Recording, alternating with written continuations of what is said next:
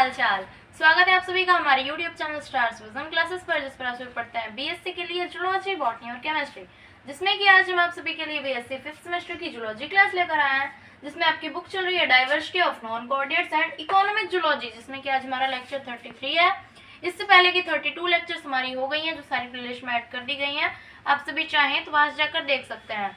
तो इस बुक में हम क्या डिस्कस कर रहे थे? इस बुक में हम यूनिट 5 डिस्कस कर रहे हैं, जो कि आपका मोलस्का टू हेमिकॉर्डेटा, यानी कि हम मोलस्का टू हेमिकॉर्डेटा की स्टडी कर रहे हैं, जो कि यूनिट 5 है, जिसमें कि हम फाइलम मोलस्का के पाइला ग्लोबोसा की स्टडी कर रहे थे, जिसमें कि आज की इस वीडियो में हम पाइला के रेस्पिरेटरी सिस्टम की स्टडी करने वाले हैं।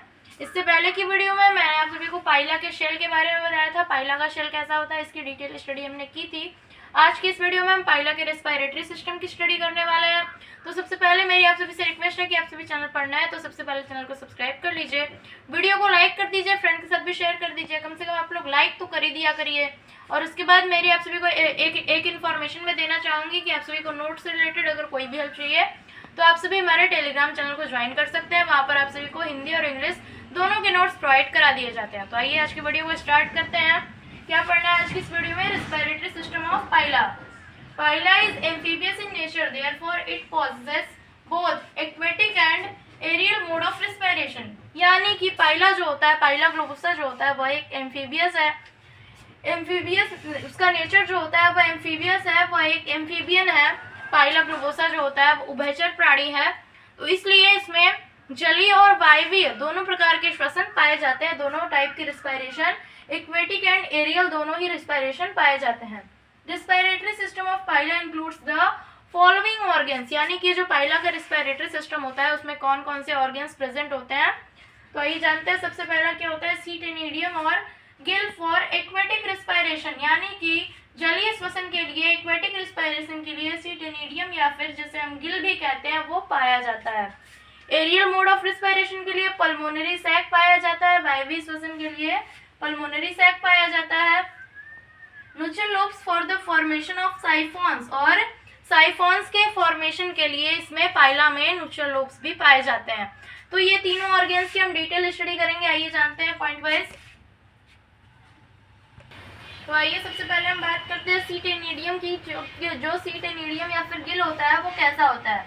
Gill of Pila is single and monopectinate, यानी कि जो पाइला की गिल होती है वो सिंगल होती है और मोनोपेक्टिनेट होती है। It lies on the extreme right side of branchial chamber of mental cavity, यानी कि यह mental cavity के branchial chamber के extreme right side में present होती है या फिर स्थित होती है। mental cavity का जो branchial chamber होता है उसकी right side में gills present होते हैं पाइला में। The सीटेनिडियम consists of a large number of lamellae, यानी कि जो सीटेनिडियम या फिर गिल होता है वो किससे बना होता है? बहुत ही ज्यादा संख्या में लैमेली के प्रेजेंट होने से बनता है। Each lamella has a broad base and narrow apex, और ये जो लैमेला होता है उसका बेस जो होता है वो ब्रॉड होता है यानी कि चौड़ा होता है, और उसका जो एपेक्स वाला पार्ट होता है, जो उसका शिखर वाला पार्ट होता है वो कैसा होता है? नैरो, यानी कि सकरा होता है।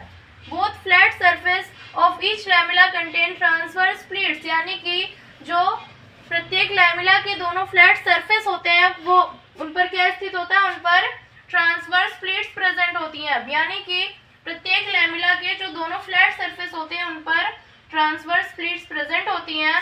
These are richly supplied with blood vessels, जिसमें कि richly supplied with blood vessels, blood vessels के द्वारा ब्लड का सप्लाई होता है। तो आइए जानते हैं किस तरीके से सीटेनिडियम में ब्लड सप्लाई होता है।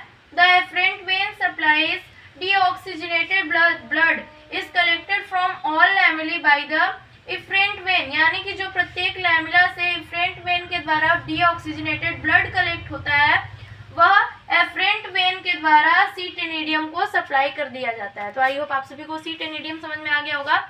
इसके बाद हम पल्मोनरी सैक की बात करते हैं। आइए जानते हैं पल्मोनरी सैक के बारे में। पाइला का पल्मोनरी सैक यानी कि एरियल रेस्पिरेशन का जो ऑर्गन होता है वो कैसा होता है?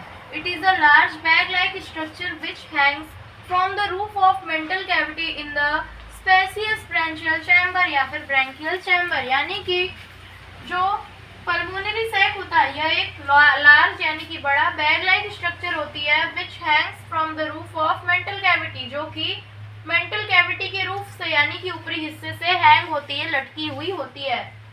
In the spacious branchial chamber, इसमें स्पेसियस ब्रैंकियल चैम्बर यानी कि विस्तृत ब्रैंकियल चैम्बर में, स्पेसियस का क्या मतलब होता है, विस्तृत, यानी कि यह विस्तृत ब्रैंकियल चैम्बर में मेंटल कैविटी के रूफ से लटकी हुई बैग लाइक स्ट्रक्चर होती है।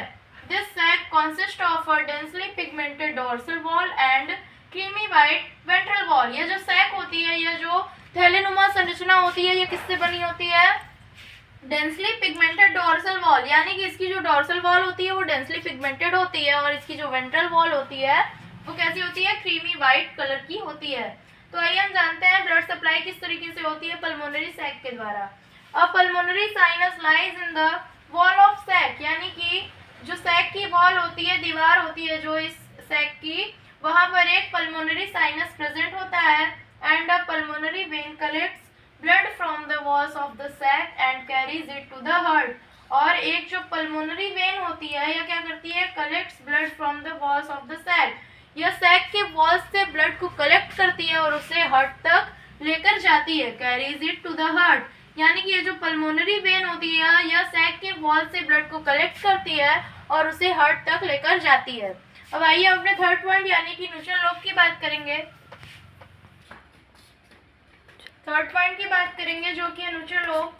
On either side of the head there is a contractile fleshy projection formed by mantle, यानी कि हेड के आइदर साइड में एक कॉन्ट्रैक्टाइल फ्लैशी प्रोजेक्शन होता है, यानी कि एक संकुचनशील, फ्लैशी प्रोजेक्शन का क्या मतलब है, बाहर निकला हुआ हिस्सा, बाहर निकला हुआ मांसल हिस्सा होता है, फॉर्म्ड बाय मेंटल, जो कि मेंटल के द्वारा बना हुआ होता है, कॉल्ड न्यूट्रल लोब, उसे हम क्या कहते हैं, न्यूट्रल लोब कहते हैं। और स्यूडोपोडिया या फिर इसे हम स्यूडोपोडिया के नाम से भी जानते हैं।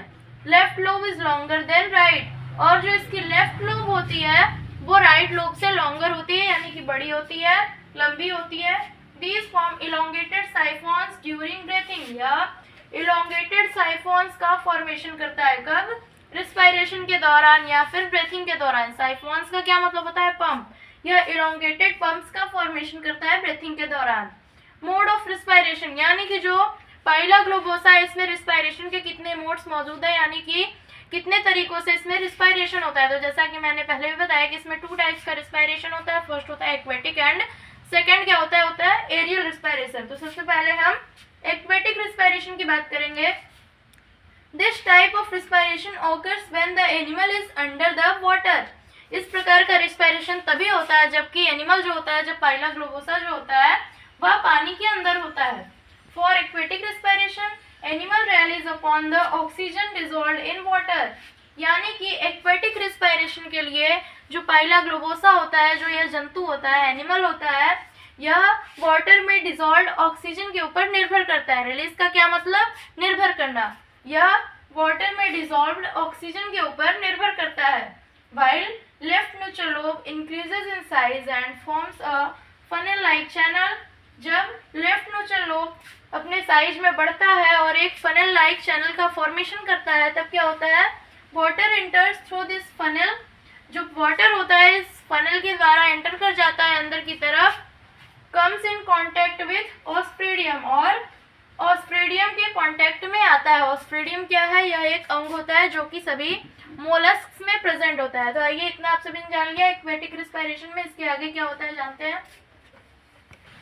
तो जब वाटर न्यूट्रल लोब के द्वारा बने हुए फनल के अंदर जाता है एंड ऑस्प्रेडियम के कांटेक्ट में आ जाता है, तो उसके बाद क्या होता है, the water reaches the posterior pulmonary chamber and enters the bronchial chamber after crossing the epithelia and exchange of gases occur। जो वाटर होता है वह पल्मोनरी चैम्बर के पोस्टीरियर पार्ट में पहुंचता है and enters the branchial chamber, और branchial chamber में पहुंच जाता है कब, आफ्टर क्रॉसिंग द एपिथीलिया, एपिथीलिया को क्रॉस करके वह ब्रैंकियल चैम्बर में पहुंच जाता है and exchange of gases occur, और जो गैसेस का एक्सचेंज होता है यानी कि जो रिस्पायरेशन की प्रोसेस होती है वो कंप्लीट हो जाती है। A continuous flow of water through the branchial chamber is maintained by cilia, जो कंटिन्यूअस फ्लो होता है वाटर का ब्रैंकियल चैम्बर के द्वारा, यह किसके द्वारा मेंटेन होता है, सीलिया के द्वारा मेंटेन होता है, मेंटेन बाय सीलिया ऑफ सीटेनिडियल लैमेली। और ये जो सीलिया होता है वो किसका होता है, सीटेनिडियल लैमेली का होता है, यानी कि सिटेनिडियल लैमेली पे जो सीलिया प्रेजेंट होता है उसके द्वारा जो वाटर का एक्सचेंज होता है वो मेंटेन किया जाता है। And by alternate rise and fall of the floor of mantle cavity, और ये जो वाटर का एक्सचेंज होता है यह मेंटल कैविटी के फ्लोर के अल्टरनेट राइज एंड फॉल के द्वारा भी कंट्रोल किया जा सकता है, या सीलिया के द्वारा भी कंट्रोल किया जा सकता है, और जो मेंटल कैविटी का फ्लोर होता है उसके अल्टरनेट राइज एंड फॉल के द्वारा भी कंट्रोल किया जा सकता है। इसके बाद हम बात करेंगे एरियल रेस्पिरेशन की। ये था एक्वेटिक रेस्पिरेशन। पाइला में एरियल रेस्पिरेशन किस तरीके से होता है, पल्मोनरी रेस्पिरेशन या फिर इसे लंग रेस्पिरेशन भी कहते हैं, उसकी प्रोसेस हम जानेंगे। Pila respirates through lung when the water is polluted और पुअर इन ऑक्सीजन और when it is on land, यानी कि पाइला एरियल रेस्पिरेशन कब करता है या फिर यह लंग के द्वारा रेस्पिरेशन कब करता है, जबकि द वाटर इज पॉल्यूटेड, जब जो वाटर होता है वो पॉल्यूटेड होता है या फिर इसमें ऑक्सीजन की कमी होती है, या फिर ये जब यह एनिमल या फिर पाइला लैंड पर मौजूद होता है यानी कि जमीन पर मौजूद होता है। तो जब पाइला वाटर में होता है और वाटर पॉल्यूटेड होता है या फिर पाइला जब वाटर के आसपास होता है तब उसमें नुचल लोब्स के द्वारा साइफॉन का फॉर्मेशन होता है, तब वह किस तरीके से लंग रेस्पिरेशन करता है। The air enters the pulmonary sac through siphon, यानी कि जो एयर होती है वह पल्मोनरी सैक में पहुंचती है किसके द्वारा, साइफॉन के द्वारा। And the gaseous exchange occurs, और गैसियस एक्सचेंज होता है या फिर रेस्पिरेशन की प्रोसेस होती है by the alternate contraction and expansion of pulmonary sac, pulmonary sac के अल्टरनेट कॉन्ट्रैक्शन एंड एक्सपेंशन के द्वारा, यानी कि सिकुड़ने और फैलने की प्रोसेस के द्वारा जो रेस्पिरेशन प्रोसेस होती है वो कंप्लीट हो जाती है। While Pila is on land, जब पाइला लैंड पर मौजूद होता है यानी कि उसके आसपास पानी नहीं होता है तो साइफॉन का फॉर्मेशन नहीं हो पाता है। पाइला में साइफॉन का फॉर्मेशन तभी होता है या तो जबकि वह जल में हो या फिर जल के आसपास हो। तो जब पाइला लैंड पर होता है the siphon is not formed, siphon का फॉर्मेशन नहीं होता है। And air enters pulmonary chamber directly through the expanded nuchal lobe, तो क्या होता है जो एयर होता है वो डायरेक्टली पल्मोनरी चैम्बर में एंटर कर जाता है किसके द्वारा, एक्सपेंडेड न्यूचल लोब के द्वारा। तो ये था पाइला का रेस्पिरेटरी सिस्टम। आई होप आप सभी को समझ में आ गया होगा। चैनल पर नए तो सब्सक्राइब कर लीजिए, वीडियो को लाइक जरूर कीजिए और फ्रेंड के साथ भी शेयर कीजिए। थैंक्स।